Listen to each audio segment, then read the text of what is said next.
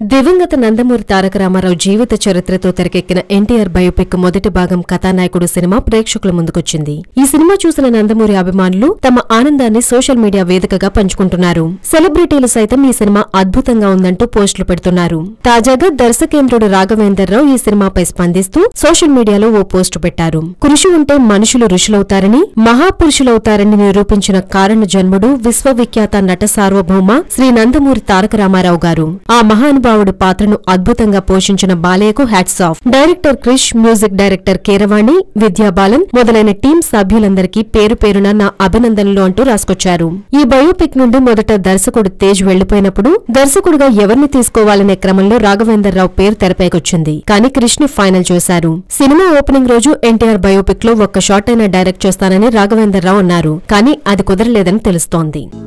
Hello, మిమ్మల్నే yo-yo TV app download చేసుకున్నారా? ఇంకా లేదా? మీ యాప్ స్టోర్ కి వెళ్ళి వెంటనే డౌన్లోడ్ చేసుకోండి.